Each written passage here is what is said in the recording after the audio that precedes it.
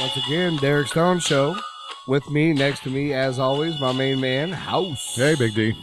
All right, man.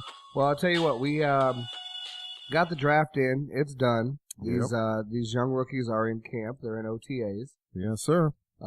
Which to me is kind of a waste of time right now. No pads. Right. I don't know if it's more of a thing to get them to maybe look over the playbook, maybe learn routes, meet their position coaches, kind of get comfortable with what they're looking for. Because I agree. I don't know how much you can really do now. It's hard to kind of break down what these kids are going to be. I mean, we've looked at it, 8 ways from Sunday as far as what their talent level is and what they can bring, but none of it really knows. I mean, some of the biggest busts in history have been, people that we talked about for months and months. Yeah, that's right. So, that's right. Absolutely. But one thing we can talk about, I mean, both of us are not only pro fans of football, but we're big-time fans of college football. Yes, sir. We sure are. So one thing that I found kind of interesting is how some of the bigger conferences, how much more they got. Yeah. I was curious about that, too, whenever we discussed how much talent comes out of the southeastern part of the United States and other places. And there's always that talk of, like, even on a high school level of the kids, California cranks out and Texas cranks out and Ohio and Florida. And then you go to college, and it's always interesting to see during the NFL draft if that does play out. Do the best players or do most of the players come from those places? Well, and I'll tell you, I'm looking at the breakdown here. The conference with the least number of drafts. Can you take a guess who that was? The least number? Least number of drafts. Wow. It is an actual conference. It's not Ivy League? No?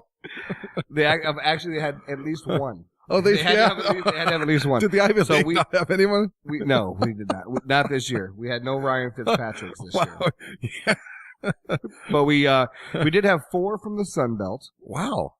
We had 8 from the MAC. Well, that's surprising. The MAC has a lot of talent every year. There's been some pretty good quarterbacks come out of that league. That kind of surprised. They only had 4. Yeah, no, they had 8. Sun Belt had 4. 8. That's so right. But still, I mean, relatively speaking, right. 8 out of 7. Yeah, less than 1 a team. My favorite conference, the Big Ten Conference.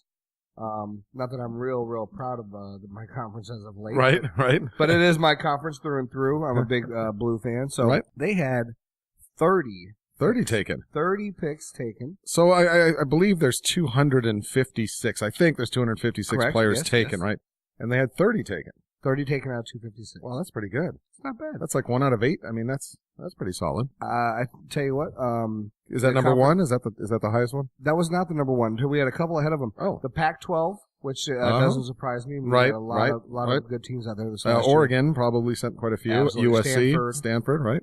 So we had 34 from that conference. ACC 42. Wow, that's surprising. ACC 42. That's surprising when you think about it. I mean, I know it is actually. Right, you think like in the early, maybe the 90s and the 80s, when Miami, which I'm not even sure if they were part of that then, but the Florida States and the Miamis and those teams, maybe Virginia Tech had some, but you look at the rest of that conference, I'm surprised that many players come out of, a conference that has NC State and Duke and Georgia Tech. Yes. Right. I think some of that is saving them this year. There was quite a few people drafted out of Florida State. Yeah, that's right. That probably raised the number of it. But I tell you what, both of us kind of have this soft spot of evil when it comes to this next conference. That's right. Living here in Florida, hearing about it every day. The SEC had 49 people drafted, 49 rookies drafted. That is the number 49. Wow. Again, if you do the math there, you're pretty wow, yeah, it's 1 out of 5. 1 out of 5. 1 out of every 5. 1 out of every 5 players taken come out of the SEC. 20%, roughly. That's crazy. By the way, your favorite conference. Yes. Where the hook 'em horns. Yeah, so wait a minute. So the SEC had 49, so what are they? They must have been in the high 40s? Big 12? High 40s? Just a bit out. 17, House. 17. Yeah, 17. You didn't quite make 20. 17. But you know what I really like? Is, wow. And I'm sure you already know this, but I'm going to just pour a little salt in the wound. Texas Longhorns did not have a single person taken in this draft. What's up with that? Not one. How could that be? Tell you what, you know how long ago it was I have heard this just because of being a Texas fan. I believe it was 1937. You know, and it was under the presidential administration of, wait for it, Franklin Delano Roosevelt. Wow. 1937, FDR was president.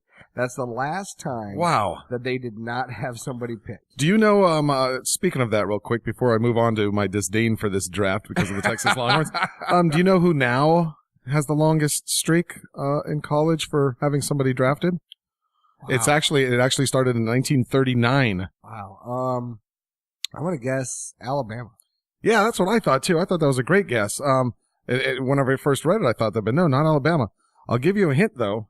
They play in a big house. Really? Yes. My Michigan Wolverines? That's right. That's right. Michigan and USC actually both tied. Since 1939, they've had somebody drafted in every draft. Well, they're pretty good. Yeah, that's awesome. In fact, one of the things that's amazing to me is they had a draft in 1937 and 1939.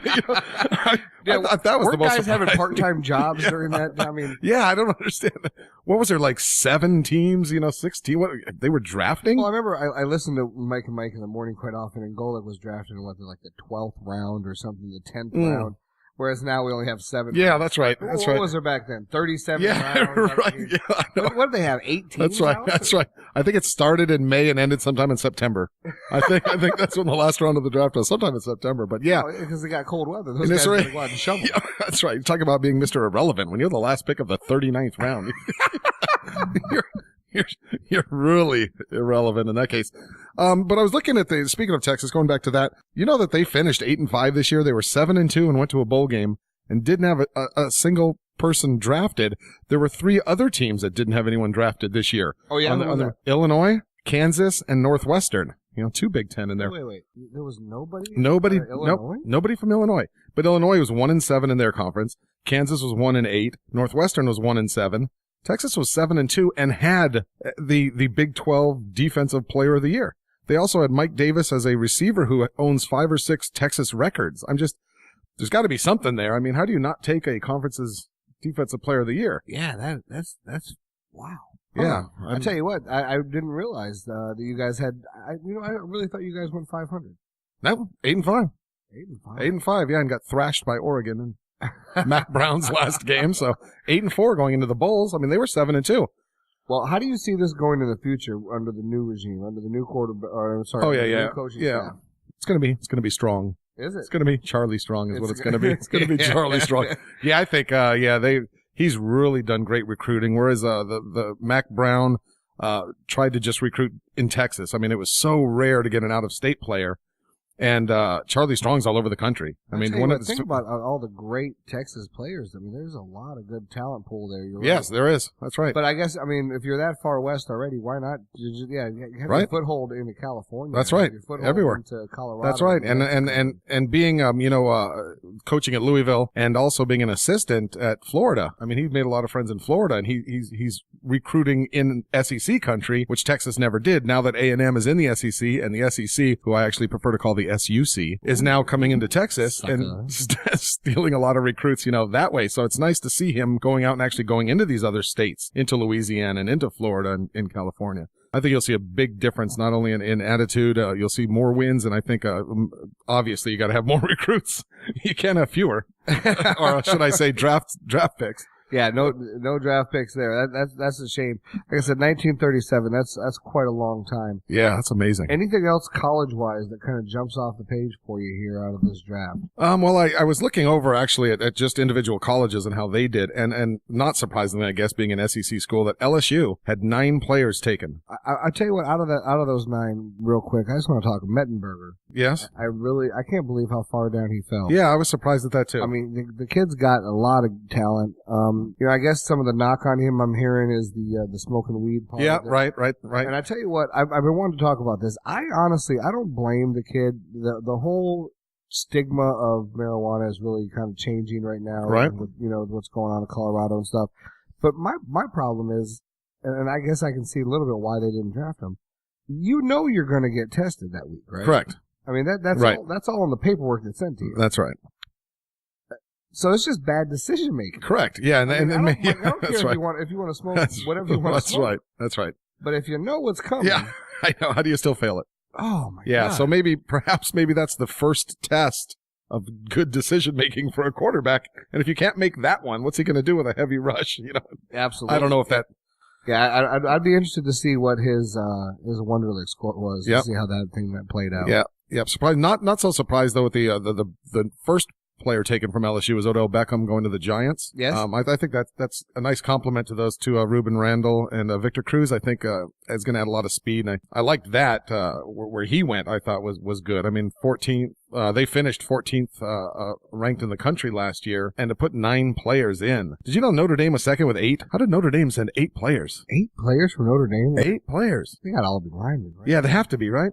I mean, I know they played in the national championship 2 years ago. Being a Michigan fan, I watched a little bit of Notre Dame, and they were not really super impressive. No, is it holdovers from the year before when they played in the title game? It must be, right? I know there's some defensive linemen. I mean, we talked about a couple when we were doing our draft preview, but 8 players? Surprised at that. I'm really surprised. How about, do you have a count for Florida schools? Yep. I have Florida State. They had 7. Not surprising. Yeah, 7 from them, 8 from Alabama, and then the top one from the Big Ten was Ohio State with 6. Yeah, once again, being a Michigan fan, I absolutely hate Ohio State, but I tell you what, they pump out good players. Yeah, There's they do. No two ways about They it. certainly do. Absolutely. So I think none of those are surprises. Like we talked about the Texas thing, a big surprise to me. I did see, going back to Jackson Jeffcoat, that he did sign with the Seattle Seahawks. Oh yeah, yeah, and I think that'll be a nice spot for him. I think they're pretty solid on the defensive line, so it'll give them a chance to kind of maybe grow a little bit, and work behind some good players. I mean, certainly their defense, isn't hurting. I really like the coaching staffs that are willing to do that are willing to take that year, maybe even 2, and say, you know what, we'll pay you just to sit back and learn. We'll pay you to be better at your craft, to get stronger, to get smarter. Because it really is. There's a jump. There is no question about it. There's a jump between college and pro that even at the best of the best, you need some kind of transition period. Agreed. Yeah, and I think I'd like to see that more often, maybe with quarterbacks. But going back to a previous show that you were saying about how you want to draft to have this star that comes in right away and sells tickets and gets the fan base excited. But wouldn't it be nice if you could draft like a quarterback and have him sit for a year? I mean, absolutely. If you and had that's that why luxury. They have Blake Bortles doing that same thing over there in Jacksonville, and from what I've heard, right? So is that Chad Henne's going to take this year, and they're not going to re-up his contract, and it's a 1-year deal. Oh, really? That's what I've been told. That's what Chris Mortensen's reporting. Right. So we'll see how it turns out, but that's supposedly what they're doing. Although supposedly the Browns are doing the same thing. Yeah, so I was just going to bring that up too.